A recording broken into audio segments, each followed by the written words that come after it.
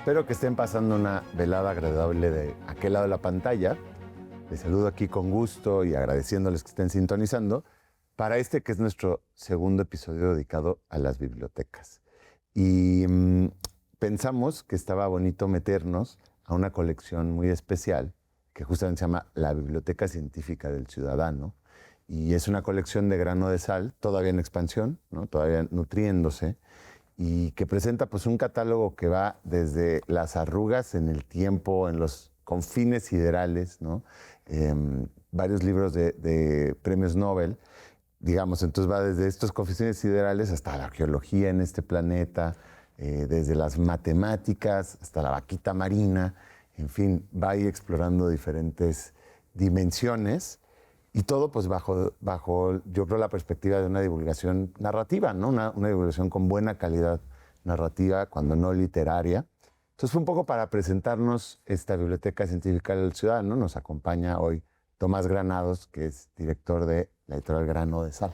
Hola Andrés, qué gusto. Qué gusto conversar ahora contigo aquí, porque siempre conversamos. Siempre hay conversación. ¿No?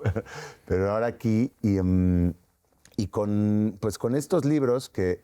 Yo creo que el primero que me crucé fue el de la vaquita marina, porque obviamente por temas afines, y así empecé a ubicarlo. Y ya luego entendí que era parte de una colección. Entonces, ¿por qué no nos cuentas un poquito sobre la colección? Claro. Bueno, se llama Biblioteca Científica del Ciudadano y un poco pues cada palabra tiene un sentido, ¿no? Sí. Es decir, biblioteca en el sentido de un conjunto de libros en construcción, no es una serie cerrada. Lo científico, obviamente, porque el Grano de Sal busca publicar libros de origen académico, pero dirigidos a un público muy amplio. Entonces no hay que ser especialista para leer estos libros. Claro. Pero el punto clave, lo que más nos ha interesado, en algunos libros se logra más que en otros, es que cambien la perspectiva de los ciudadanos respecto del papel de la ciencia en la vida cotidiana de las personas comunes y corrientes, los no científicos. Entonces, el criterio ha sido buscar ese tipo de obras pues que incidan en la conciencia del ciudadano, el uso que le da el ciudadano común y corriente a la ciencia. Claro. Oye, ¿y quién? Hay un par de personas ahí que fungen como editores asociados. Sí, que también es parte de lo interesante de esta biblioteca. Surgió de la confluencia de un amigo científico astrofísico, Omar López Cruz, que está en el Instituto Nacional de Astrofísica, Óptica y Electrónica, que siempre no solo es un divulgador, es un lector de muchísimos libros de ciencia, además de ser un reputado explorador de agujeros negros, entre otras cosas, y de un político que se llama Lamán Carranza, que cuando nos conocimos él estaba en el gobierno del estado de Hidalgo, y logramos conjuntar un poco la visión del Estado queriendo difundir en una población conocimiento científico, con un científico como Omar queriendo de espacios para difundir este tipo de obras. Entonces, Lamán y Omar funcionan como los directores de la colección, y entre los tres seleccionamos las obras, siempre con esta óptica dirigida a los ciudadanos, y también nos interesa mucho que haya conversión en torno a los libros, ¿no? Entonces, no solo se publican, sino tratamos de hacer diversas actividades. Claro. Buena parte de los libros son traducciones.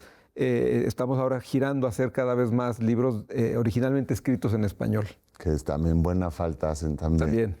Oye, Omar, que le mandamos un saludo, si nos estás viendo, Omar, buen amigo. Y entonces, pensando en el catálogo, tienen como 14 ahorita, creo, ¿no? 14 títulos a lo largo de 5 o 6 años.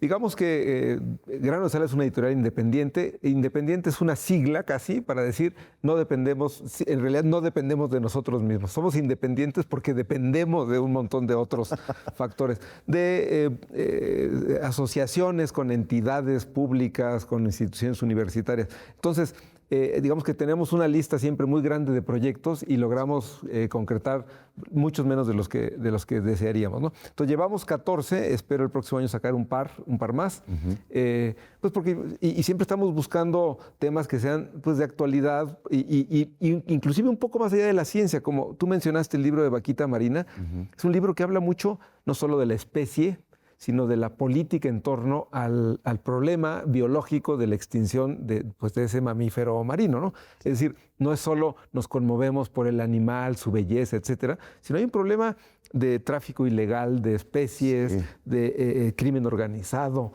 políticas públicas nacionales e internacionales que confluyen en el destino de un animal como la vaquita marina. Sí, no, yo diría que ese libro es casi como una investigación criminológica, también, ¿no? O sea, también. Tiene digamos, esa investigación, esa búsqueda, pero también esa especie de pulso, ¿no? Y definitivamente, pues, la extinción de especies como la vaquita, pues, tiene que ver más con una cuestión social. Claro, y tenemos otros libros. Por ejemplo, ahora tenemos en preparación uno de un científico de origen indio que después hizo su carrera en Estados Unidos y en el Reino Unido, que se llama Venki Ramakrishnan. Y también es un libro que se llama ¿Por qué nos morimos? Y es la ciencia del envejecimiento y la búsqueda de la eternidad biológica, que desde luego tiene elementos bioquímicos, habla mucho de biología celular, pero también políticos. Es decir, ¿qué pasaría si en efecto logramos alargar la vida de las personas? Entonces, uno de los factores que subraya Venki Ramakrishnan es eso va a incrementar la desigualdad social, porque ¿quiénes van a tener acceso a los tratamientos? Exactamente, ¿no? Para empezar, ¿no? Sí. Entonces, un poco es esta idea de la ciencia no está solo en el laboratorio, en el aula, que desde luego está ahí y es fantástico que se origine ahí, pero los libros estos buscan decir, bueno, ocurren muchas más cosas en la vida cotidiana de Andrés, de Tomás y de las personas que nos están viendo, ¿no? Oye, y esta novedad de Venki, le voy a decir para no pronunciar mal su apellido, sale prontísimo, ¿no? Sí, tenemos la suerte de que aceptó la invitación de la Feria Internacional del Libro de Guadalajara y va a estar ahí el primer fin de semana. Él es además, ya es un hombre, ganó el premio Nobel, hay que decirlo, ¿no? Ganó el premio Nobel de Química en 2009. Entonces, como suelen decir los ganadores del premio Nobel, su trabajo consiste en la mitad del tiempo en ser ganador del premio Nobel. Entonces, van por el mundo divulgando un mensaje sobre la importancia de la ciencia. Pero él es buen escritor, buen orador. Entonces va a estar en Guadalajara, va a dar una conferencia que se va a llamar ¿Por qué nos morimos? Y después va a ir a Puebla, va a ir al Politécnico Nacional. Pues la idea es, yo creo que un premio Nobel, desde luego que tuvo su mérito como investigador, pero se convierten en grandes voceros de alguna causa científica en particular. Él, en este caso, es decir, oye, qué maravilla que estemos queriendo entender por qué nos deterioramos, por qué las células se mueren.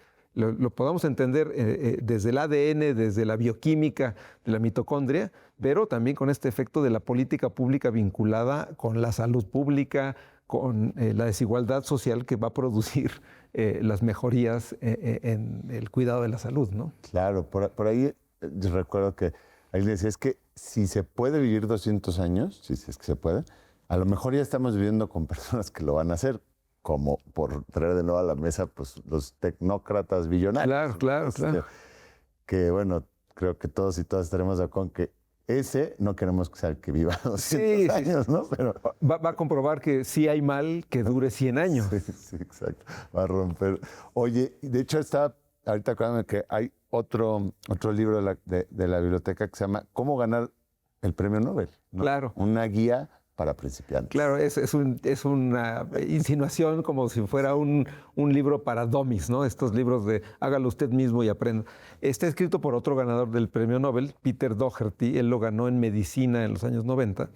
Y es un recuento personal, biográfico. Pero en el fondo dice, ¿quieres ganar el premio Nobel? Es muy sencillo. Claro, lo dice el que lo ganó. Claro. Y dice, lo que tienes que hacer es tener confianza en ti mismo, acercarte a donde se hace buena investigación científica y en el momento que haya una oportunidad, lanzarte, a apostar por tu intuición científica. De nuevo, como tantas cosas, habrá 100,000 que intentan eso y 7, 8 cada año que lo obtienen. Pero el propósito del mensaje es decir, como inducir confianza en la investigación científica, en la mezcla de el trabajo estrictamente de aprendizaje y la capacidad de soltar amarras, ¿no? Entonces, en ese sentido es en un buen sentido es un libro motivacional. Sí. Y yo creo que más allá de la investigación científica, tiene elementos de autoconfianza que, claro, cuando te lo dice el que sí logró aquello que se proponía, pues adquiere otra dimensión, ¿no? Pero es muy entretenido, habla mucho también, pues como ocurre en las actividades científicas, pues de la política interna también, de los laboratorios, las prioridades de los gobiernos. En fin, es un equilibrismo muy complejo y solo unos cuantos pues logran mover las bolitas con suficiente talento. A lo mejor esa es una lectura que debería ser de cajón en las licenciaturas de ciencia, ¿no? Porque pues estás entrando a este mundo y pues siempre tiene una cosa, digamos, sociológica atrás también el funcionamiento científico. Claro, y es parte también de lo que, por eso es que digo que esta colección, esta biblioteca, pues tiene en mente, es decir, hay fuerzas que atraviesan eso que llamamos conocimiento. El conocimiento de pronto parece anquilosado, ¿no? Ya está el conocimiento. Y estamos lejos de eso, ¿no? Claro. Hay ciencias en las que, por ejemplo, hablamos ahora de la ciencias del envejecimiento, parece algo muy activo y uno diría, pero hay otras que están, pues ya dieron de sí, la matemática. Yo soy de formación matemático. Ah, sí. Y tengo claro, cualquiera que haya pasado por una cierta formación técnica en las matemáticas sabe todas las áreas donde hay cosas nuevas, quizá no tan populares como el teorema de Pitágoras, el cálculo, etcétera, pero todas las áreas científicas tienen ebullición interna, ¿no? Y de pronto hay algo que aparece y transforma un poco la mirada global, ¿no? Por supuesto, por supuesto. Bueno, pues se nos está yendo el primer bloque, entonces creo que ahí lo vamos a dejar toda en tensión. Ahora que volvamos del corte, pues vamos a seguir hablando de algunos libros específicos de esta Biblioteca Científica del Ciudadano, que espero ya les esté haciendo ahí ecos y generando curiosidad. Entonces no le cambien, vamos y venimos.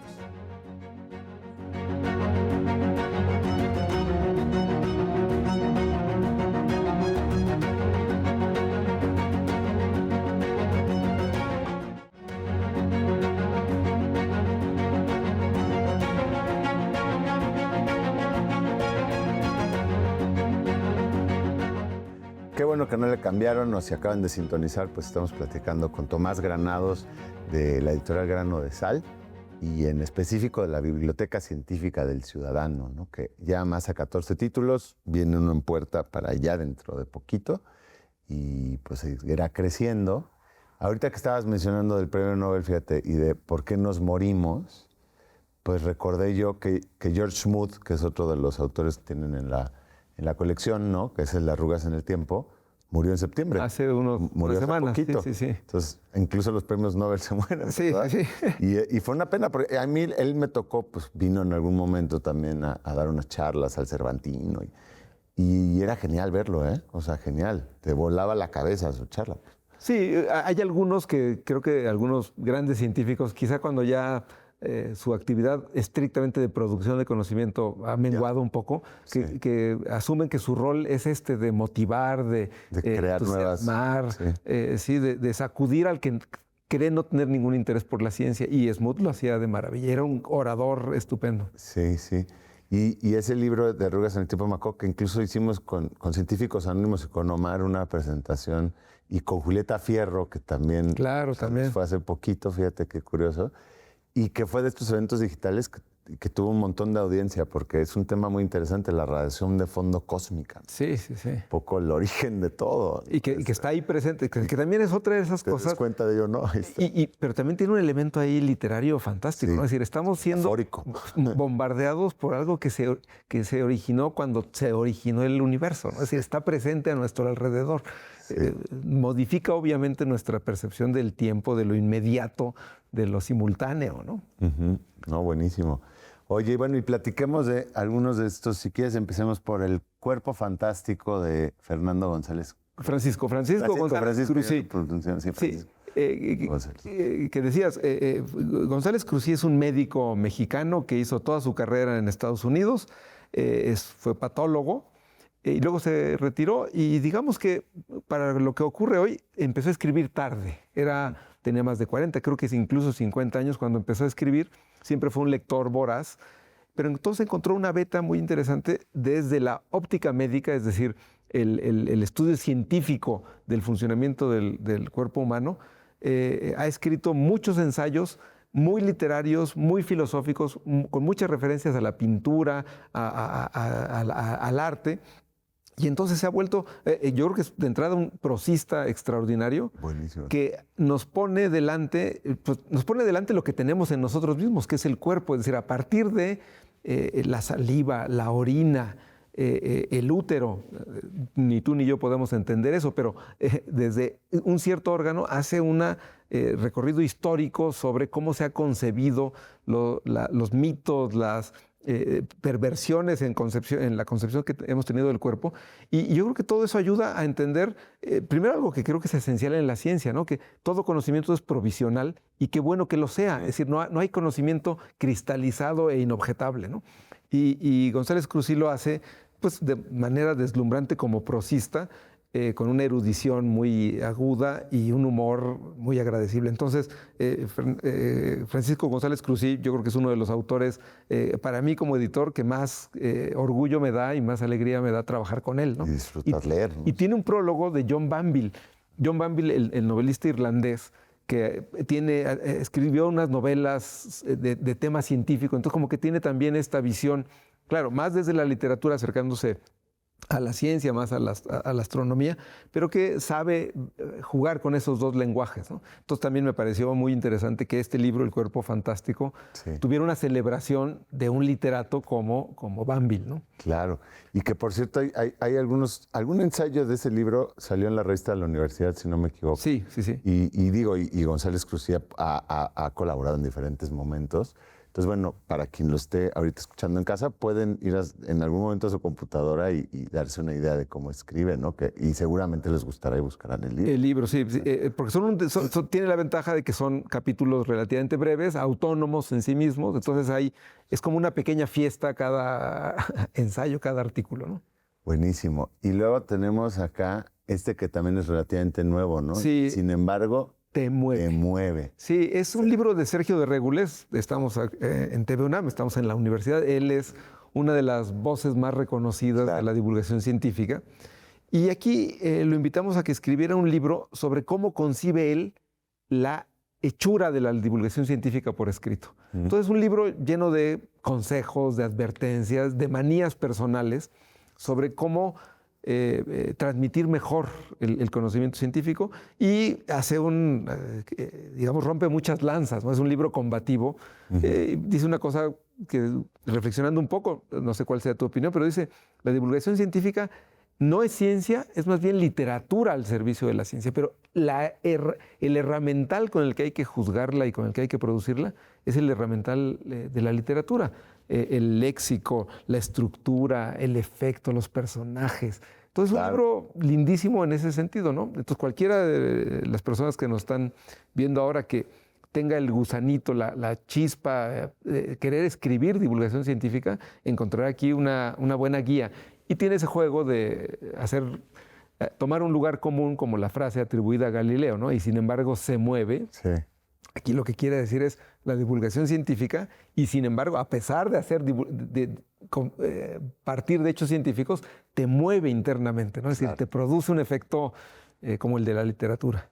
No, yo estoy totalmente de acuerdo con eso, y de hecho lo llevaría más lejos. Ese debería ser a lo que tiramos, ¿no? O sea, yo siempre he pensado que en las carreras, licenciaturas en general, pero bueno, en ciencia en particular, tendrían que darte una materia de escritura creativa y otra materia, más de humanidades, ¿no? Porque finalmente eso es la buena divulgación o comunicación de lo que sea, la calidad de la prosa, de la escritura, y ya si juegas a más contención narrativa y otros elementos, pues se vuelve algo, sobre todo se vuelve un libro entretenido de leer, ¿no?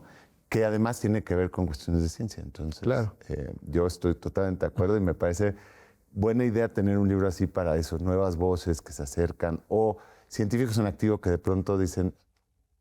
Que no me basta con ser científico, porque los científicos, digamos, nadan en la alberca del conocimiento, ¿no? Pero no basta estar ahí para poder hacer divulgación científica. No. A veces es hasta un problema, porque están acostumbrados a una jerga, a unos modos, a una redacción. Luego contaminada por la sintaxis en inglés, etcétera, ¿no? Claro. Entonces, este es un libro como un modo refrescante de plantearse la escritura, en general de divulgación, en particular de divulgación científica, ¿no? Genial. Y luego que yo ya no veo bien desde aquí, pero también es... Este es Antropología del Cerebro de Roger Bartra. Es una nueva edición de un libro que ha tenido vidas previas, eran 2 libros separados. Cuando yo trabajé en el Fondo de Cultura Económica, ahí me tocó proponerle que hiciéramos un volumen que reunía ya dos libros separados. Y luego los derechos quedaron disponibles, entonces a mí me gusta mucho la visión de Bartra, porque él es un antropólogo, ¿no? Es decir, la mirada su mirada para entender cómo funciona el cerebro, pues no es de un neurólogo, digamos, desde el interior del encéfalo, de las funciones cerebrales, sino dice, a ver, ¿cómo un antropólogo que está acostumbrado o está entrenado para ver cómo otros se relacionan con el mundo, yo quiero desde ahí ver cómo el cerebro ayuda a crear la cultura. Y entonces tiene ideas fenomenales. La idea central del libro es la del exocerebro. Todo lo que hemos construido como especie, que tenemos ciertas funciones afuera de nuestro cuerpo, a diferencia de la mayor parte de los animales, claro, o del resto de las funciones, ¿no? Entonces la idea central es que hay una serie de elementos, los libros, la cultura, los rituales, los juegos. El teléfono móvil. Todo esto que nos ayuda a transmitir cosas que ocurren en el cerebro, pero que ya no seríamos la misma especie si no hubiéramos recurrido. Y por eso es que la mirada antropológica es clave, ¿no? Los rituales, el juego, la música, transmiten una serie de cosas que nos trascienden como individuos y nos permiten una comunicación. Entonces creo que tiene una mirada muy original, muy divertida, muy científica, en el doble sentido, porque es la parte médica y luego la del científico social, el antropólogo mirando esos fenómenos. Sí, estas como prótesis mentales, por extensiones. Exactamente. Que recuerdan un poco a esta idea del fenotipo extendido, ¿no? Exacto. Así como los pájaros hacen nidos y bueno, es como parte o las telarañas de las arañas, ¿no? Pues nuestros productos culturales, en nuestro caso, son eso. Son parte de... Es donde nos está viendo. Lo que nos hace ser. Sí, ¿no? sí. Está muy bueno. Y claro, y Bartra pues tiene otros libros, que diría yo, clásicos, ¿no? Como La jaula de la melancolía. Sí. Más.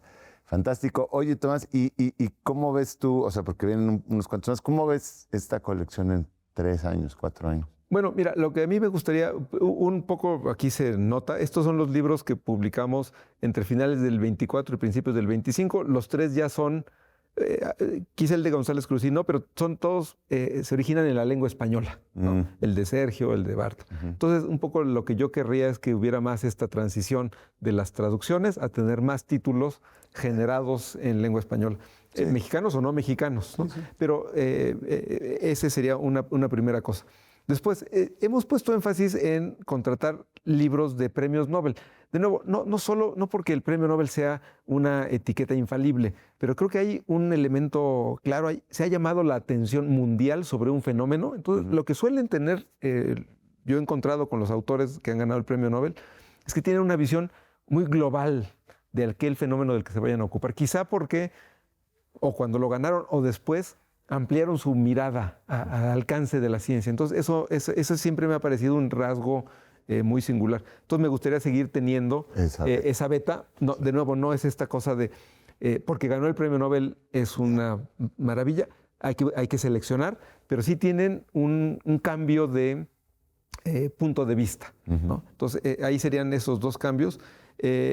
Y desde luego, algo que me parece esencial, habiendo tenido una formación científica, es todo aquello que contribuya a que la presencia de la ciencia fuera tan cotidiana que no nos diéramos cuenta. Es decir, nuestra relación con las vacunas, nuestra relación con el cambio climático, que fuera un poco menos de, y ahora voy a pensar como científico, sino que fuera... Parte de la cultura. Parte de la cultura y fuera de una más espontánea. Entonces, me gustaría tener más libros que contribuyeran a eso, de tal modo que así como pretendo hablar bien, tú pretendes hablar bien, y ya no pensamos en la sintaxis que aprendimos en la secundaria. Está embebido. Queremos tenerlo embebido, o creemos. Así me gustaría que pasara con la cultura científica, que estuviera tan adentro, y por eso una biblioteca científica del ciudadano que produjera ese resultado, ¿no? Buenísimo, pues mira, con eso lo vamos a dejar, porque se nos fue el tiempo. Muchas gracias, Tomás. Gracias a ustedes por sintonizar. Busquen los libros, están muy accesibles y al alcance de la mano. Y pues nos vemos aquí la próxima semana, misma hora, mismo canal. Pasen buenas noches.